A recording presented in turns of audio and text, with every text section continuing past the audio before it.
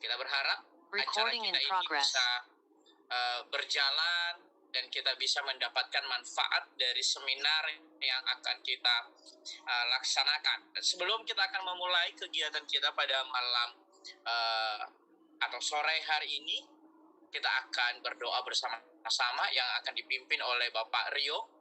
Pak Rio masih ada di dalam room. Silakan Pak berdoa untuk kita Pak. Kayak lebihnya. Mari kita berdoa.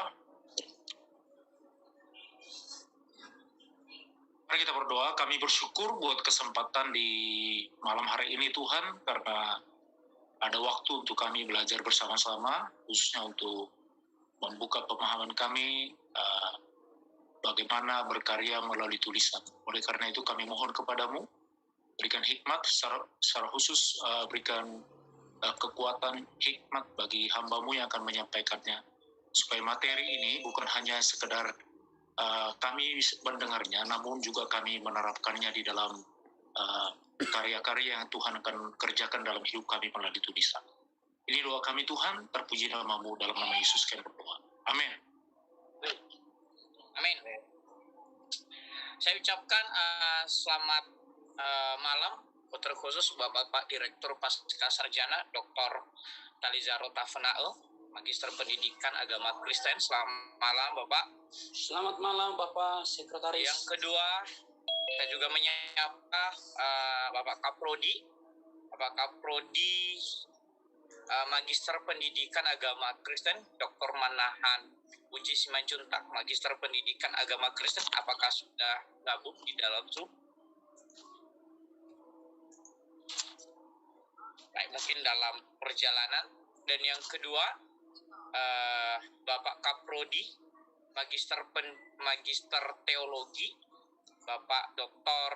Canda Marisi, Magister Teologi. Apakah ada di dalam Zoom? Baik, mungkin juga dalam perjalanan belum join. Dan Kaprodi Doktor Teologi, apakah ada di dalam Zoom? Dr. Joni Gultom, Magister Pendidikan, Magister Teologi. Selamat datang Pak. Ya, shalom semua. Shalom Pak Talizaro, shalom Bapak Septe, shalom semua mahasiswa. Shalom Bapak dan Ibu, ya saya hormati. Baik, terima kasih untuk Bapak-Bapak. Untuk kegiatan kita pada sore dan malam hari ini adalah dilaksanakan oleh Pasca Sarjana, baik itu teologi, pendidikan, dan doktor, dengan bertujuan seminar penulisan karya ilmiah. Tujuannya adalah setiap mahasiswa bisa menulis karya ilmiah. Jadi seorang mahasiswa harus bisa menulis karya ilmiah. Yang gimana karya ilmiah yang akan kita hasilkan nantinya adalah bisa terwujud bukan hanya sekedar dikasih tugas, tapi tidak terwujud tugas itu. Ya, nah hasilnya luarannya adalah bisa masuk dalam jurnal OJS, ya, atau juga bisa dalam tulisan-tulisan dalam bentuk yang lain yang akan bisa kita hasilkan. Ada chapter juga bisa nanti kita hasilkan. Dan yang pasti setiap mata kuliah pasti ada tugas. Nah, untuk itu inilah menjadi program dari Pasca Sarjana, bagaimana kita terus memperlengkapi mahasiswa ketika menulis, ketika melakukan sesuatu, mengerjakan tugas sudah punya dasar. Nah, yang diajarkan oleh Bapak Direktur kita pada malam hari ini adalah template-nya. Bagaimana template penulisan karya ilmiah yang dipakai oleh STT Real. Ya, dari berbagai STT, ada dari STT bermacam-macam, juga ada dari sekolah umum, memiliki template yang berbeda-beda, cara menulis yang berbeda di masing-masing sekolah. Nah, untuk itu pada malam hari ini kita akan mendengarkan bersama-sama kegiatan kita yang akan disampaikan oleh Direktur Pascasarjana nanti ditambahkan oleh Kaprodi. Nah, untuk pertemuan kita pada malam hari ini kita menggunakan waktu selama 1,5 jam, artinya jam 7.30 kita sudah selesaikan karena ini kan berlanjut. Nah, bagi Bapak Ibu yang bisa mengikutinya dan bisa bertanya, dimaksimalkan dengan baik. Kami tahu Bapak Ibu punya agenda-agenda yang lain, artinya dari 7.30 Bapak Ibu sudah bisa atau kita sudah bubar bisa mengerjakan kegiatan yang lain. Artinya fokus 1,5 jam kita akan mengadakan seminar ini dan sekaligus ada hal-hal yang baru nanti kita akan dapatkan. Nah, untuk itu kita langsung persilakan kepada narasumber kita pada malam hari ini. Kita akan sambut Bapak Direktur Pascasarjana, Bapak Dr. Talizaro Tafunae untuk memaparkan materinya buat kita. Silakan Bapak. Baik, salam Bapak Ibu. Ya, Shalom. Bapak Ibu sudah mengenal saya. Saya tidak perlu lagi memperkenalkan diri saya karena Bapak Ibu sudah mengenal saya. Terima kasih Pak Septe untuk malam hari ini acara ini bisa dilaksanakan. Terima kasih Bapak Ibu sudah meluangkan waktu untuk pada sore hari ini. Ada sekitar 50 orang lebih yang bergabung dalam Zoom. Saya kira bahwa acara malam ini sangat penting karena memang ini kebutuhan mendasar bagi kita sebagai mahasiswa S2 dan S3. Nah, karena itu seperti yang pernah saya sampaikan sebelumnya bahwa mahasiswa-mahasiswa ini tidak berjalan dengan sendirinya. Ya, tidak berjalan dengan sendirinya, tetapi perlu namanya pendampingan. Baik itu dari Kaprodi, baik itu dari sesama dosen, baik itu dari sesama mahasiswa, maupun dari pimpinan. Jadi, maka malam ini kami hadir untuk memberikan edukasi kepada Bapak Ibu, sekalipun di antara Bapak Ibu mungkin ada yang lebih sudah berpengalaman dalam penelitian, tapi tidak ada salahnya kita saling berbagi, ya, kita saling berbagi supaya Bapak Ibu tidak mengalami kesulitan-kesulitan yang berarti ke depan dalam menjalankan kuliah selama studi di STTRIL. Karena memang ke depan ini setiap dosen pasti akan memberikan tugas. Nah, dengan demikian maka mahasiswa harus siap. Jadi harus siap karena Bapak Ibu itu bagian daripada kegiatan akademik secara mandiri. Karena sekarang ini kita anut namanya merdeka belajar. Jadi Bapak Ibu tidak lagi hanya sekedar Bapak Ibu mendengar dosen, tetapi diberikan kepada mahasiswa waktu untuk bereksplorasi, ya, mencoba untuk menemukan problem-problem yang ada di lapangan, baik itu problem yang ada di dalam internal maupun eksternal. Maka itu yang menjadi tujuan Bapak Ibu dalam menggali informasi berkaitan dengan persoalan-persoalan yang ada di lapangan. Sebenarnya persoalan-persoalan itu seringkali ada di sekitar kita. Hanya saja dalam pengkalimatnya itu seringkali kita kewalahan karena kita tidak terbiasa. Nah, karena kita tidak terbiasa, sebenarnya itu sudah ada setiap waktu bersama dengan kita. Jika itu kita gunakan waktu yang ada itu dengan maksimal. Oleh karena itu pada sore hari ini sebenarnya banyak, tapi saya akan mulai dari template jurnal.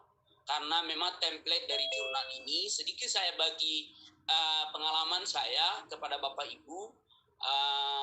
Puji Tuhan dalam 2 hari ini saya sudah dapat email dari reviewer jurnal Sinta 2. Kami sudah direspon dan sudah dikasih catatan oleh review pertama dan cukup menatang catatan daripada review tersebut di Sinta 2 juga satu. Itu saya kenal siapa yang mereview jurnal kami dan saya tahu bahwa dia adalah profesor dalam bidangnya, cukup luar biasa. Sampai sekarang saya belum sentuh Bapak Ibu, saking harus saya memang siap-siap mencari waktu yang tepat untuk mengerjakan catatan beliau.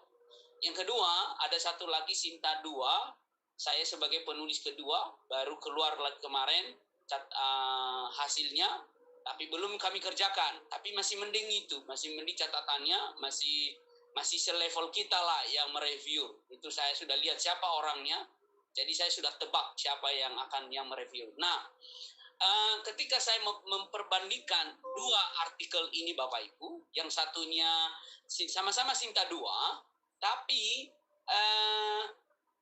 dalam menggali dan memberikan catatan itu berbeda. Nah, mereka lebih banyak kepada isinya. Nah, mereka tidak lagi mengganggu namanya format. Kenapa? Yang pertama karena memang betul-betul saya mengikuti format. Saya sudah mengikuti formatnya, mau belok, mau lurus, harus saya ikuti dengan sempurna. Jadi, ketika saya kirim artikel itu, hanya catatan daripada editor adalah mengurangi kalimatnya. Jadi mengurangi jumlah kata maksud saya. Dari 8.000 kata harus menjadi 7.000 kata. Bayangkan Bapak Ibu, 1.000 kata saya harus buang. Nah itu. Jadi itu bukan pekerjaan yang mudah. Gitu ya.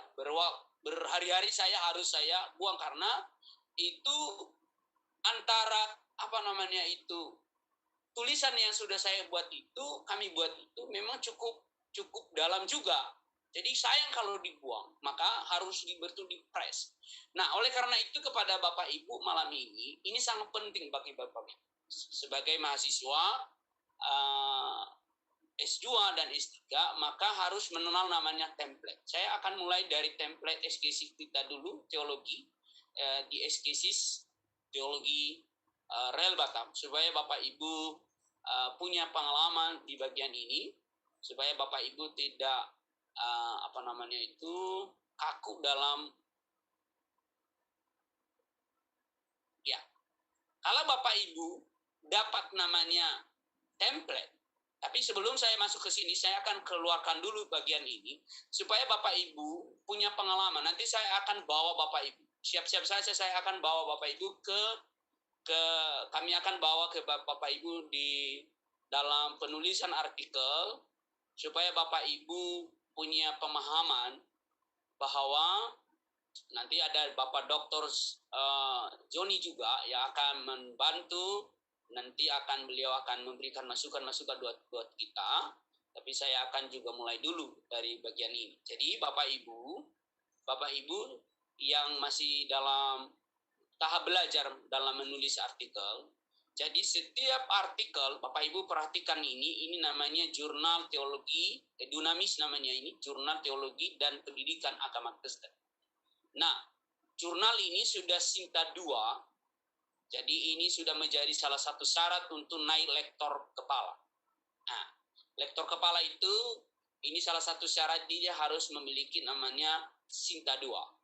Ya, kalau Bapak Dr. Joni sudah punya Sinta 2 dan kami sedang mendorong beliau supaya beliau bisa naik lektor kepala. Nah, setiap jurnal itu memiliki template. Ini namanya template Bapak Ibu. Jadi Bapak Ibu harus mengenal namanya template. Jadi template ini sangat penting sekali. Bapak Ibu harus pahami template. Template ini adalah pedoman penulis artikel. Jadi nanti semuanya di sini ada semua aturannya. Ya, semuanya ada di sini aturannya. Jadi Bapak Ibu tidak boleh keluar dari template ini. Ya, itu yang pertama. Lalu di sebelah kiri kanan saya ada di sini ada skopnya. Skopnya atau fokus dari jurnal itu. Ya, saya akan keluarkan. Jadi Bapak Ibu harus baca skopnya atau fokus daripada jurnal tersebut. Jadi skopnya hanya 2 saja, teologi Kristen yang bersifat Injili, terutama yang bercirikan Pentakosta. Yang kedua, pendidikan Kristiani. Jadi hanya cuma dua skopnya, hanya cuma dua fokusnya. Berarti materi lain tidak bisa masuk. Ya, jadi yang paling mereka terima adalah bercirikan Pentakosta. Kalau Bapak Ibu punya kemampuan dalam teologi Pentakosta, maka art jurnal ini akan menerimanya. Dengan catatan Bapak Ibu harus mengikuti template yang sudah ada. Tidak boleh Bapak Ibu keluar dari bagian itu. Itu harus Bapak Ibu tanamkan dulu dalam pikiran Bapak Ibu. Yang kedua, pendidikan Kristen itu tidak hanya sekedar pendidikan Kristen, tetapi ini harus pendidikan Kristen yang terbaru, yang memiliki nuansa terbaru, yang komunikatif. Ya, jadi tidak hanya peran pendidikan agama Kristen dalam keluarga. Itu mereka sudah bosan, mereka mendapatkan judul-judul. Tetapi judul-judul yang mereka dapat adalah, mereka menarik adalah judul-judul yang memberikan inspirasi kepada pendengar, kepada pembaca maksud saya, kepada pembaca. Nah, itu salah satu contoh dulu saya berikan pemanasan dulu kepada Bapak Ibu.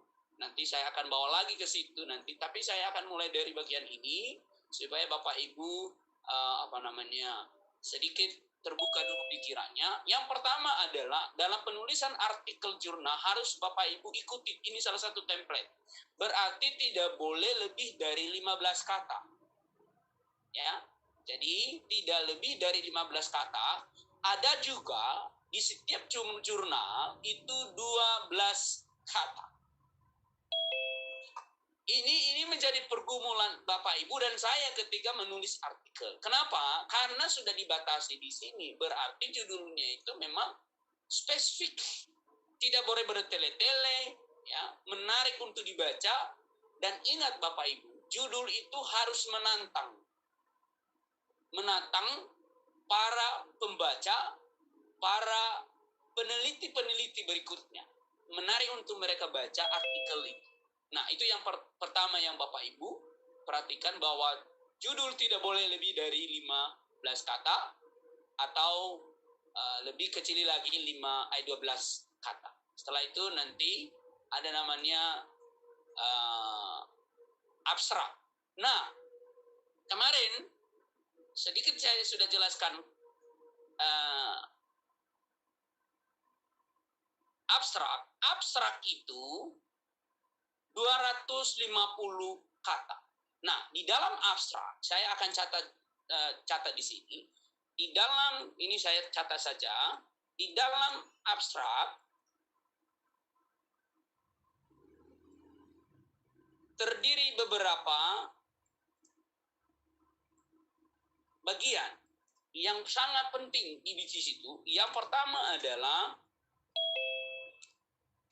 Bapak Ibu harus perhatikan itu tujuan daripada tulisan ini. Ini harus muncul di dalam abstrak.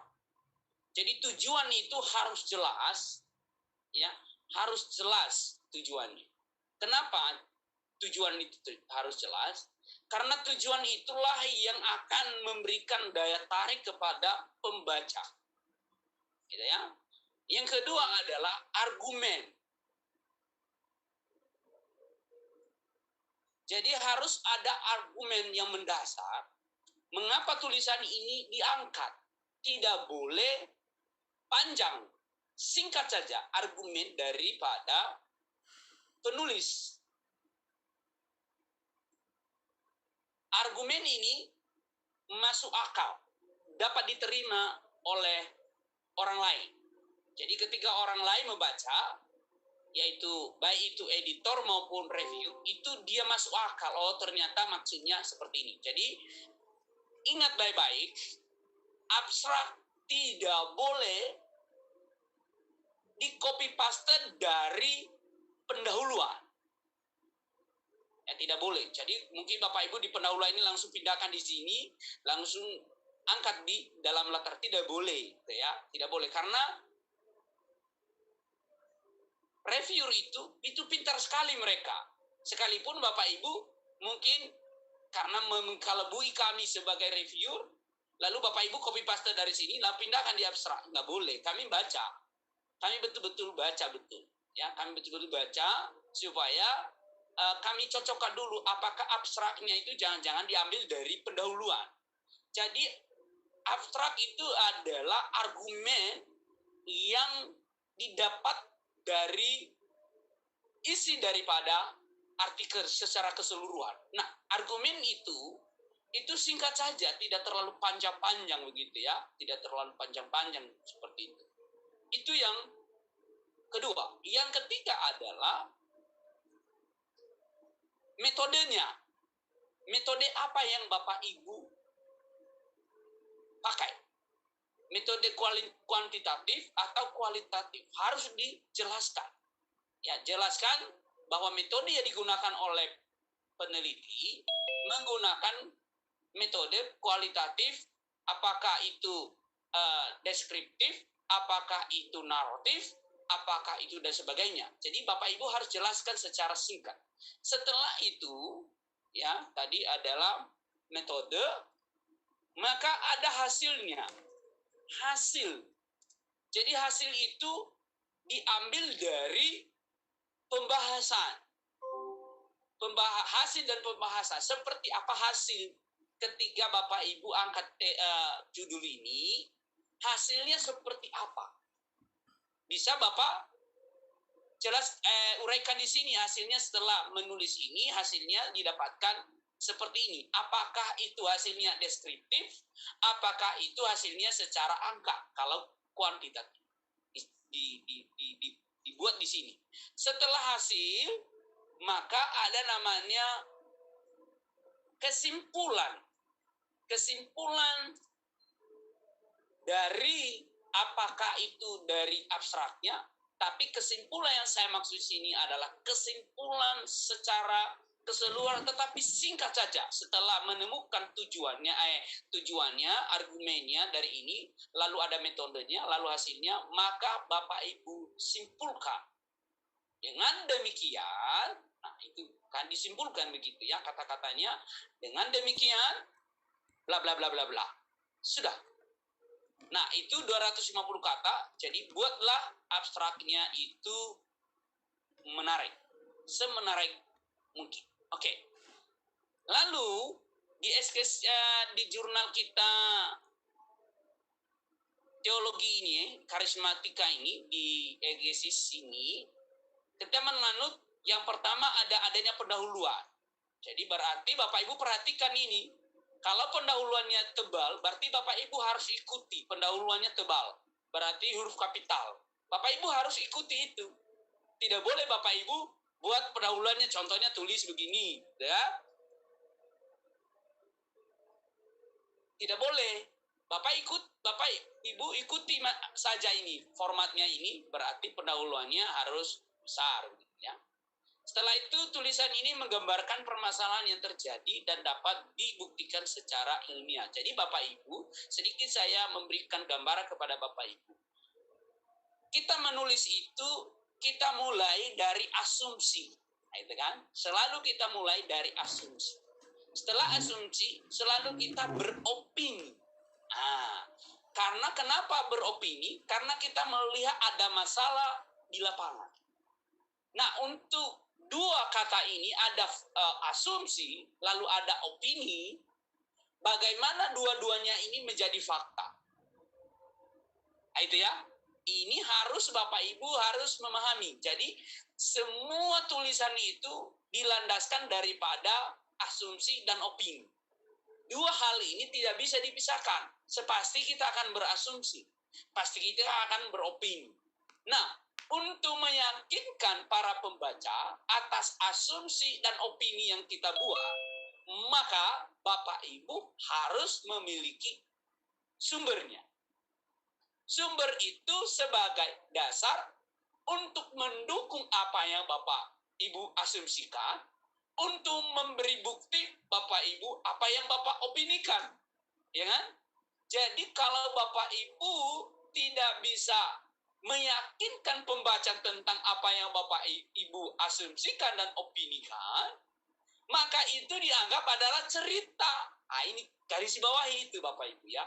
Garis bawahi itu semua tulisan itu, baik itu skripsi, baik itu tesis, baik itu disertasi, apalagi namanya artikel. Jadi setiap asumsi, setiap opini yang Bapak Ibu bangun di latar belakang harus ada dukungan dari para peneliti sebelum. Dari asumsi dan opini itu lahirlah namanya argumen. Jadi Bapak Ibu berargumen atas apa asumsi dan opini itu, Bapak Ibu pertahankan. Nah, untuk supaya semakin panas argumennya itu, diskusikanlah kepada peneliti-peneliti sebelumnya.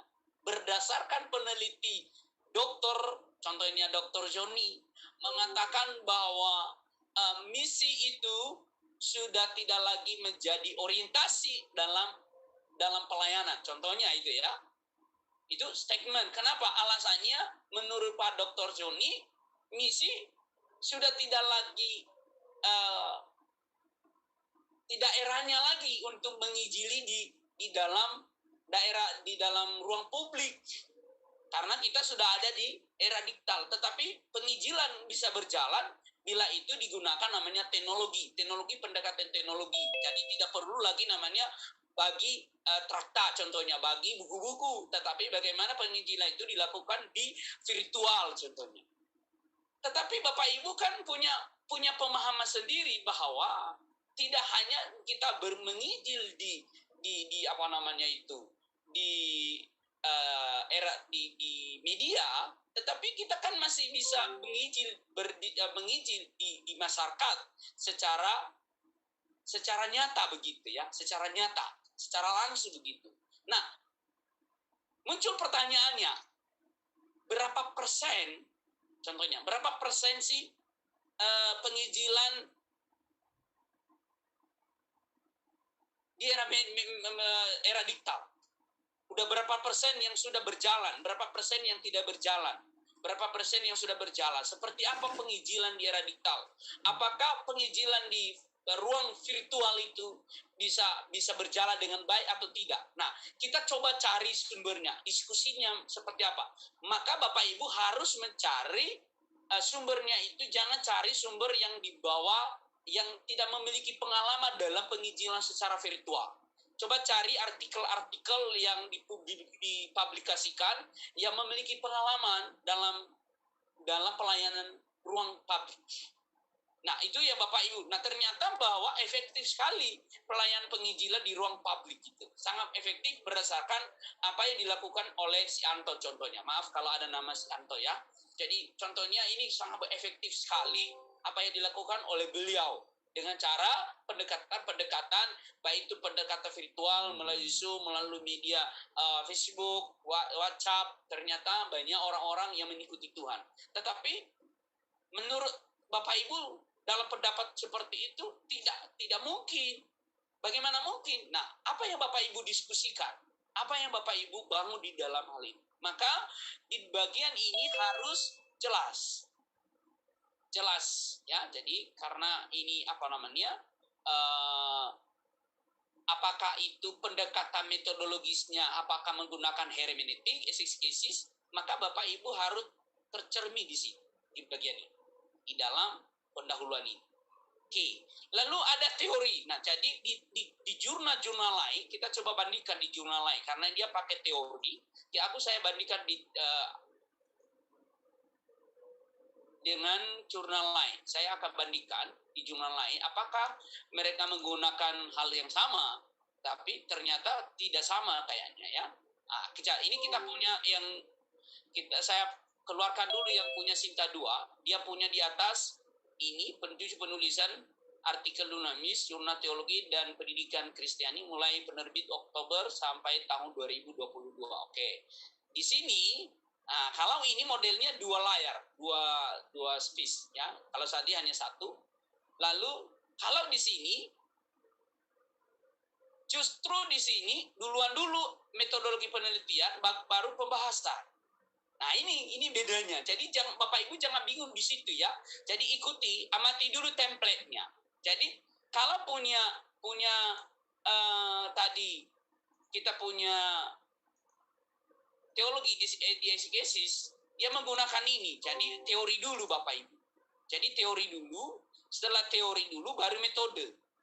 Ya, kajian teori yang mutakhiri, ya, yang mutakhir ini adalah hasil penelitian sebelumnya. Jadi mutakhir ini mulai dari 10 tahun ke atas. Bahkan ada yang lebih ngeri lagi, 5 tahun ke atas. Berarti tidak boleh sumbernya itu di bawah 5 tahun, harus ke atas. Itu berarti tahun 2015 sampai 2022 contohnya, 22. Nah, itu teori-teori dibangun diskusi di sini. Kira-kira judulnya apa? Jadi Bapak Ibu harus diskusi di sini teorinya, berdasarkan penelitian-penelitian sebelumnya itu, dibangunlah teorinya. Berkaitan dengan apa yang Bapak Ibu buat di dalam judul ini. Nah, itu yang pertama tadi adalah teori, setelah itu metode. Nah, ini template-nya metode.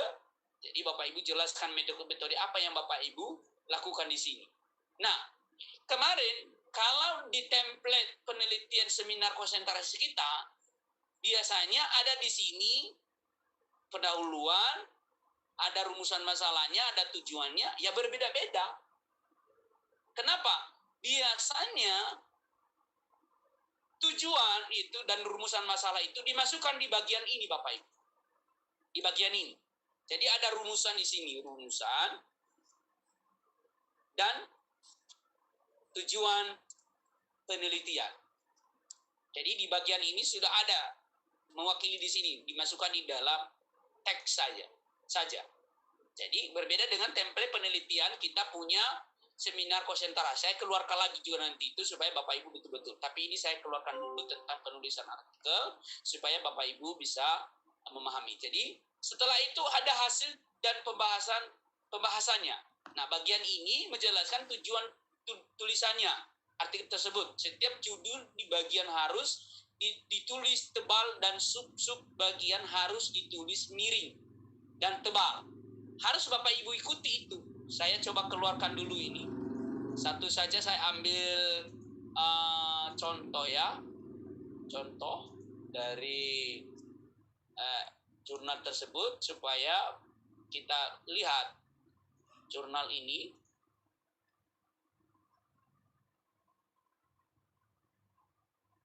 Supaya Bapak Ibu tidak terlewatkan informasi tersebut. Oke. Semoga cepat karena ini agak jaringnya kurang maksimal ini. Ya. Saya ambil yang punya Hendra Saputra. Oke. Saya nggak tahu punya siapa ini, tapi saya yakin dan percaya ini punya orang hebat. Jadi, saya keluarkan dulu. Ya. Nah, ini hasil daripada hasil jurnal tadi yang sudah diterbitkan. Mana tadi dia ya?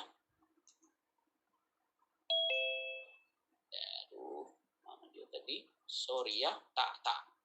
Bapak Ibu. Ya. Ini hasilnya Bapak Ibu, hasil daripada jurnal tadi yang sudah jadi.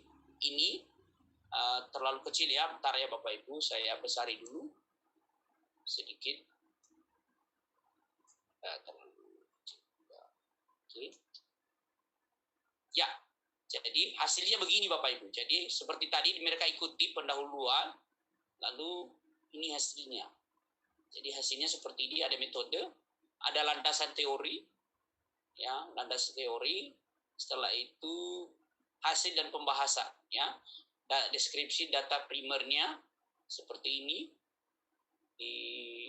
diuraikan di sini. Nah, deskripsi data sekunder. Jadi lalu kesimpulannya, ya memang memiliki model yang berbeda-beda. Nah, itu hasil daripada tadi template yang sudah ada ini. Nah, Bapak Ibu,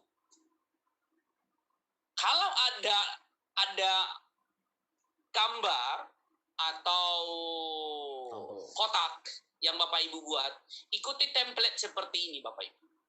Ya, ikuti template-nya. Kalau ada kotak ya yang Bapak Ibu akan masukkan di dalam kotak, silakan. Itu sebagai gambaran, ya. Nah itu, ini kenapa di sini ini? Seharusnya di atas dia, tapi kok ke sini dia ini? Ya, jadi ini sebenarnya di atas ini ya Bapak Ibu. Sorry, ini nggak tahu kenapa dia di sini. Seharusnya di atas di metodologi tadi sebenarnya grafik dapat ditampilkan sebagai berikut sebenarnya ini. Ya, nah ini setelah itu kesimpulan lalu kepustakaannya. Jadi Bapak Ibu ikuti semua template ini, maka Bapak Ibu akan lolos. Nah, dalam kutipan itu harus menggunakan namanya Turabian style 8 ini. Jadi Turabian, ya. Jadi harus ini ada, kalau dulu kalau kita pakai manual namanya catatan kaki. Ya, kalau ini Turabian, ya. Jadi mereka jadi dalam penulisan artikel kita punya teologi ini kita pakai namanya Turabian. Nah, jadi Bapak Ibu harus mengikuti semua model itu. Mengikuti model itu supaya Bapak Ibu tidak mengalami kesulitan-kesulitan dalam menulis. Untuk sementara saya akan buka ruang diskusi dulu kepada Bapak Ibu supaya saya next ke berikutnya supaya Bapak Ibu bisa tidak terlalu monoton saya menjelaskannya. Kayaknya kalau sudah diskusi jauh lebih enak untuk hal ini. Silakan Pak Septe, untuk saya akan buka ruang diskusi. Kalau ada yang bisa bertanya, boleh. Baik, terima kasih Pak. Bagi Bapak Ibu yang mau memberikan tanggapan atau mau bertanya, kami persilakan langsung buka mic-nya dan atau angkat tangan juga atau lewat chat juga boleh. Nanti saya akan bacakan kepada kita semua. Silakan.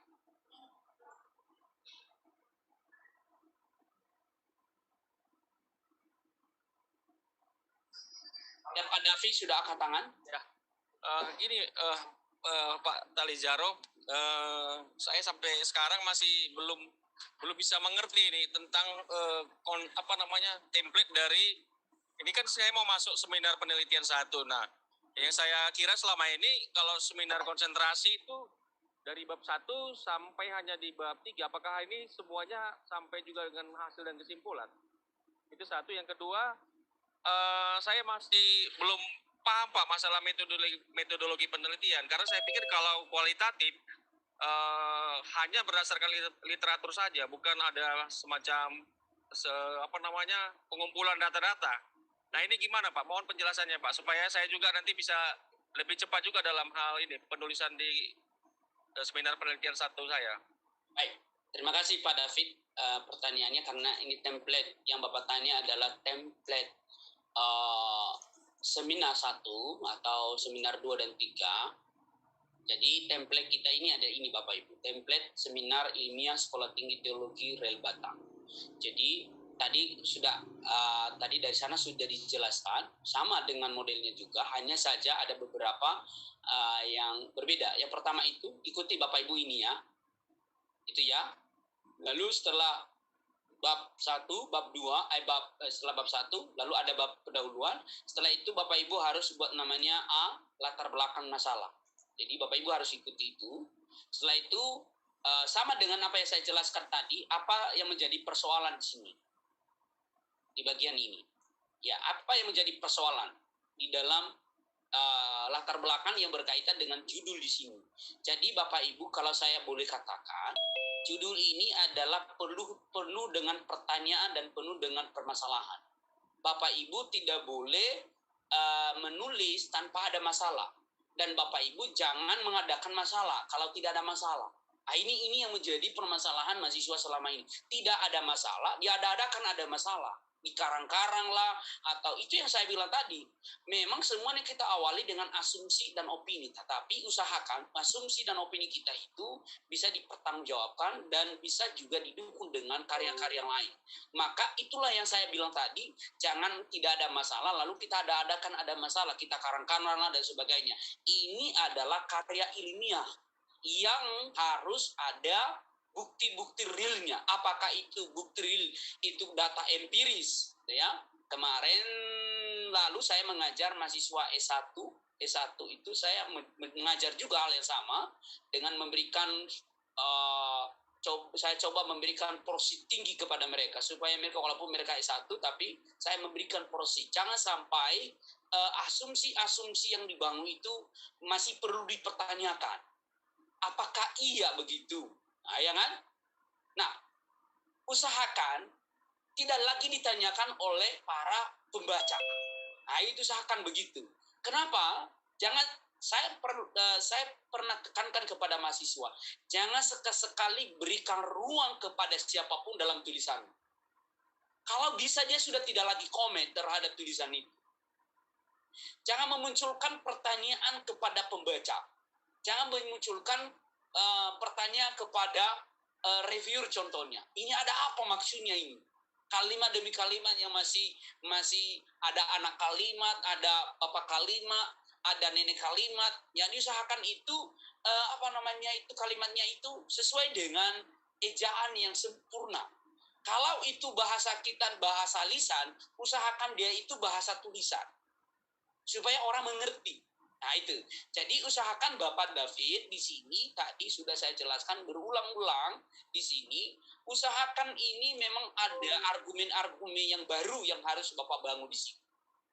Jadi Bapak uraikan persoalan-persoalan ini yang berkaitan dengan judul cincang lah judulnya itu digembur-gemburkan. Istilahnya saya itu dikeluarkanlah persoalan itu diangkatlah persoalan itu supaya orang lihat, oh ternyata persoalan selama ini kita nggak tahu ya, tapi kok Pak Davi bisa temukan.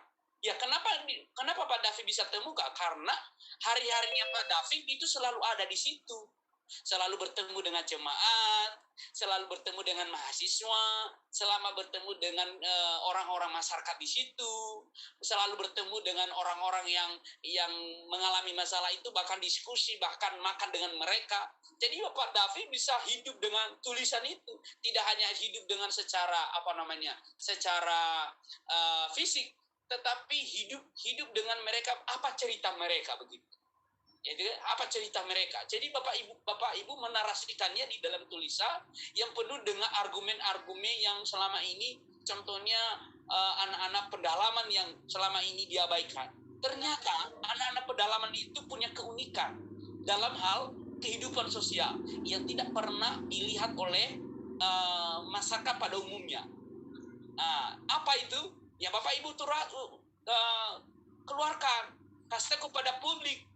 Nah, apa yang dilakukan oleh apa yang ditulis oleh Pak David itu ternyata sudah pernah diutarakan dan sudah pernah dijelaskan oleh peneliti dari luar negeri. Contohnya siapa itu peneliti dari luar negeri yang hadir di Tanah Jawa contohnya. Dan izin Pak Direktur selah sedikit Pak.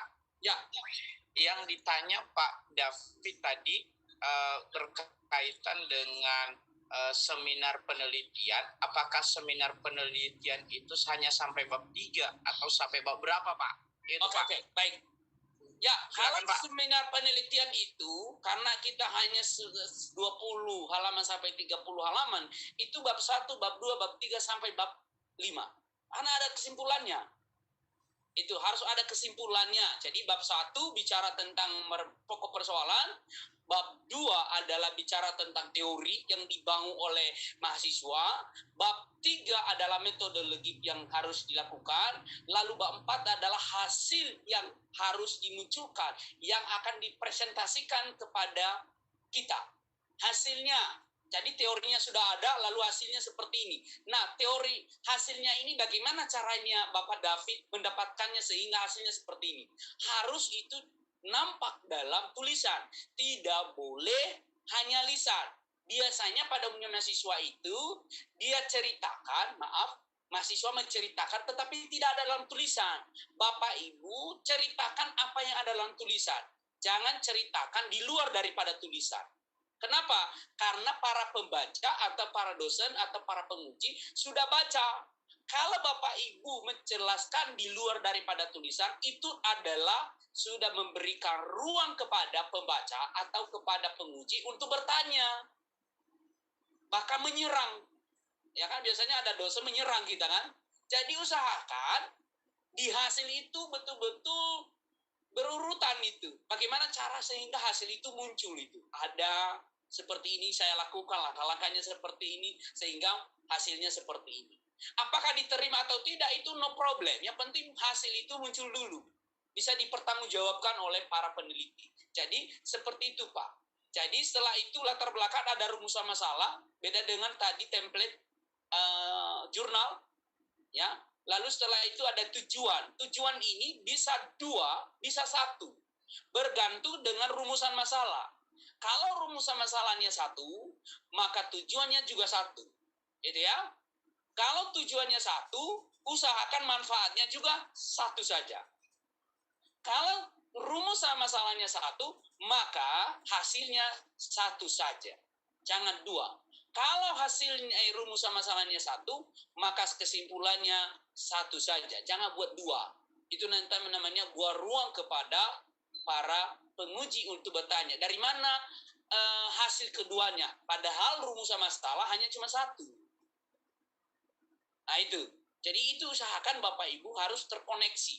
Tidak boleh satu yang lain itu tidak selaras. Jadi itu ya Pak David. Jadi ini template kita dalam seminar penelitian sudah ada. Tinggal nanti Bapak David nanti pelajari. Ya, sudah ada metode ini, tinggal Bapak ikuti saja itu. Kalau sudah A, B, C ini berarti Bapak David nanti tinggal tambah saja. Penelitian itu harus perlu dijelaskan dengan langkah-langkah yang ada di sini seperti ini. Saya kira itu masih ada pertanyaan. Baik Pak, ada pertanyaan selanjutnya untuk pertanyaan Pak David, nanti ada di pertanyaannya Pak Yus Noveri. Pertanyaan Pak Yasanto Lase, Pak, apakah seminar 1 dengan seminar 2, ya, apakah judulnya boleh sama Pak? Oke, saya harapkan ini, saya coba ya, karena pertanyaannya Pak Yaso, Pak Lase sangat bagus, menarik, dan saya senang sudah ditanyakan, karena itu juga menjadi permasalahan selama ini dalam kepada mahasiswa. Saya akan coba masuk dulu di saya keluarkan dulu PowerPoint dulu ya, bentar ya Bapak Ibu. Ini kenapa ini ya, saya nggak bisa keluar. Supaya saya saya buat dulu, tapi hanya tulisnya nggak ada PowerPoint-nya, saya tulis saja. Saya lebih suka begini saja supaya saya ngomong dan saya tulis supaya Bapak Ibu bisa nangkap. Oke, yang pertama Pak Lase seperti ini Pak Lase.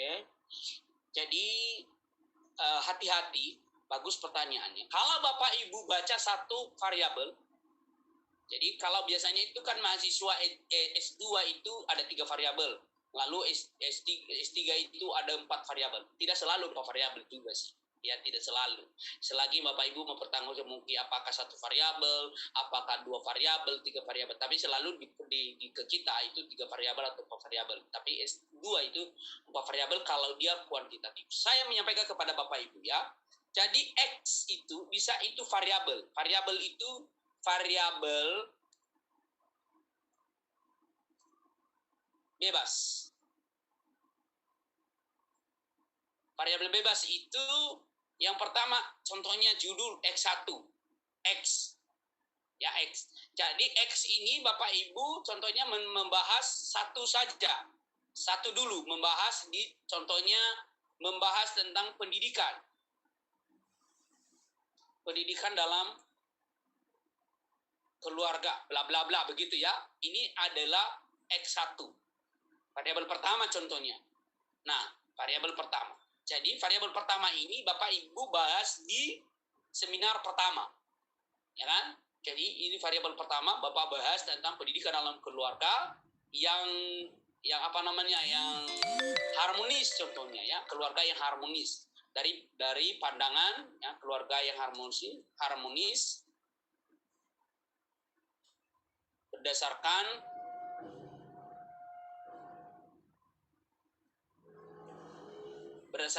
ulangan contohnya ya Bapak Ibu, nanti ini apa namanya 10 lah contohnya ya, 10, 12 sampai 15, ini contoh aja Bapak Ibu ya. Jadi ini Bapak Ibu bahas satu variabel. Nah, ya, satu variabel. Jadi Bapak Ibu bahas dulu tentang apa persoalan yang ada di sini. Seperti apa sih pendidikan keluarga harmonis berdasarkan ini. Nah, ini satu variabel. Setelah itu Bapak Ibu, next, Bapak Ibu akan bahas dua variabel kedua. Jadi Pak Lase, karena ini sudah bahas, tidak mungkin lagi bahas di penelitian kedua. Tapi Bapak Lase punya hak membahas namanya variabel kedua berkaitan dengan apakah berkaitan dengan keluarga apa, bagian yang mana yang Bapak bahas.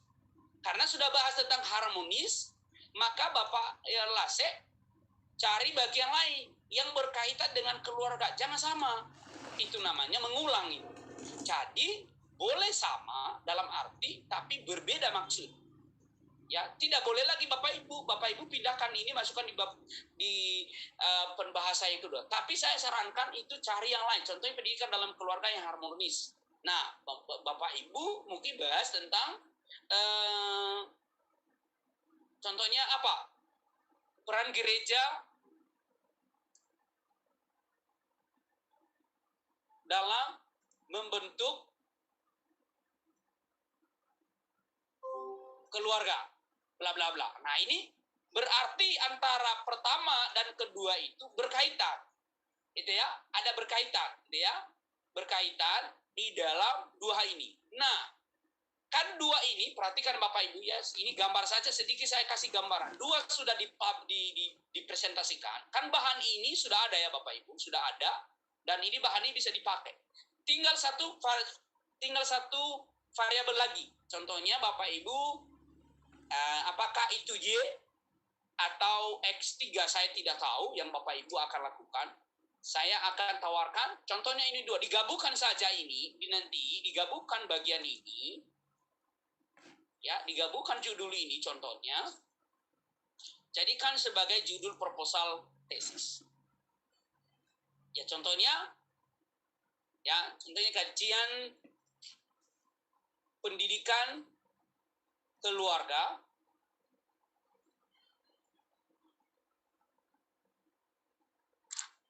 area berdasarkan ulangan. Oke. Kalau kajian pendidikan berdasarkan ulangan bla bla bla dan implementasinya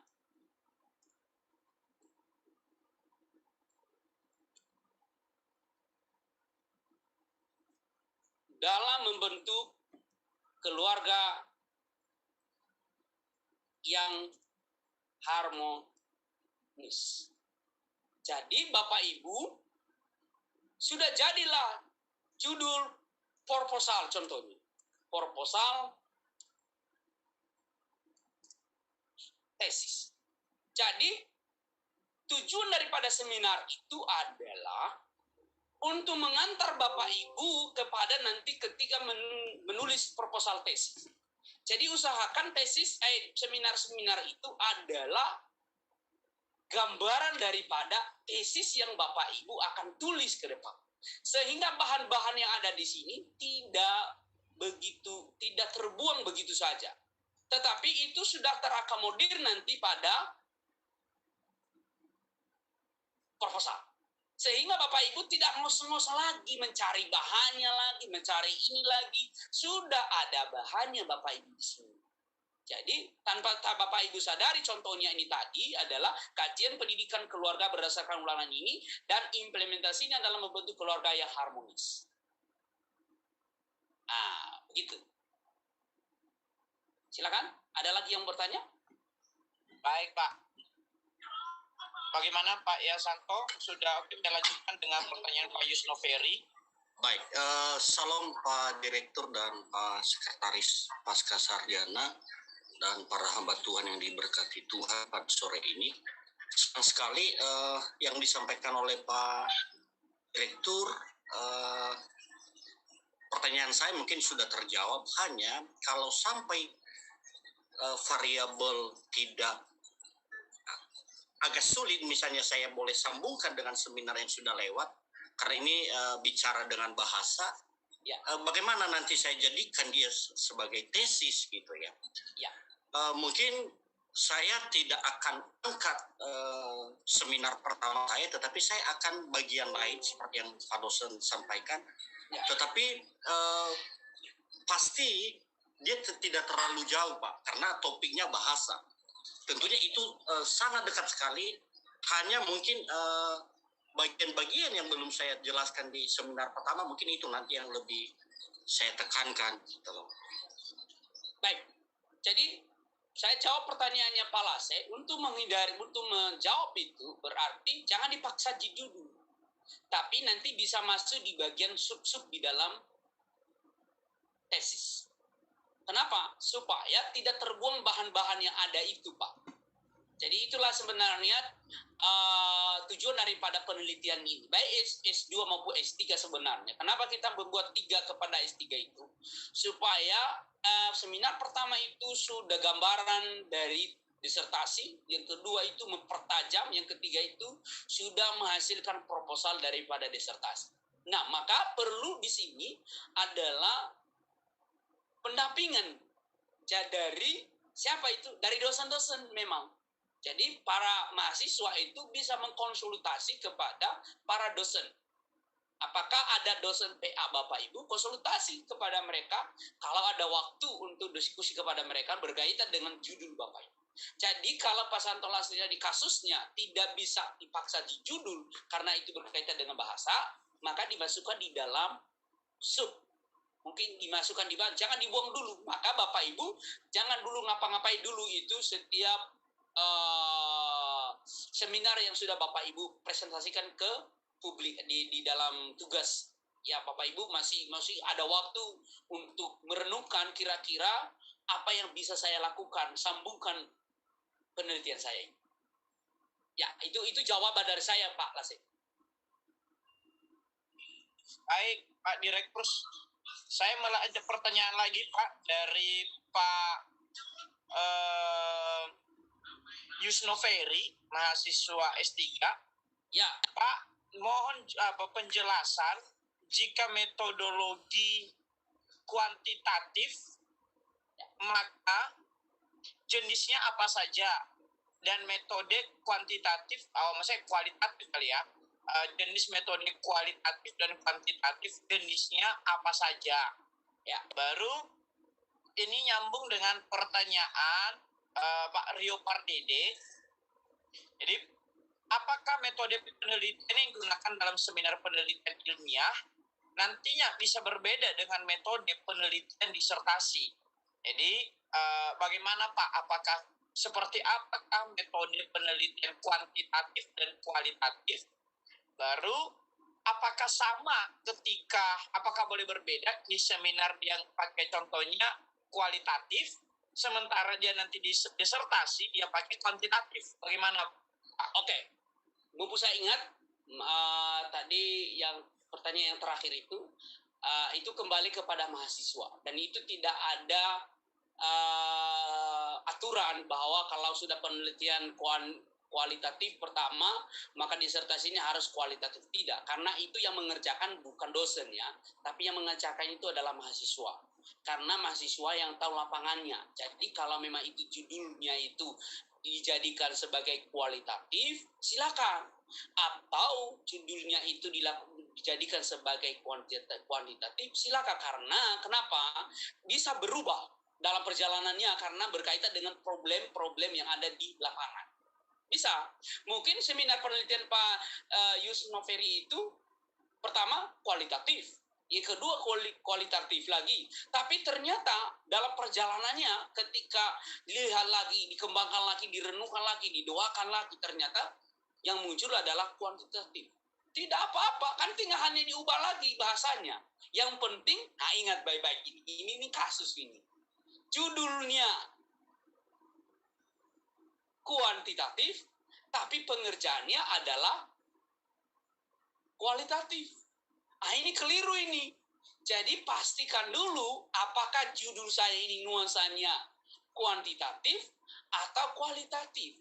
Jangan judulnya kualitatif, tetapi rumus masalahnya pertanyaannya adalah apa? Kualitatif. Atau sebaliknya. Nah, ini Bapak Ibu harus amati, maka perlu namanya bimbingan. Ya, Bapak Ibu harus perlu bimbingan. Jangan Bapak Ibu nanti kalau sudah di SK-kan, lalu Bapak Ibu diam-diam. Itu perlu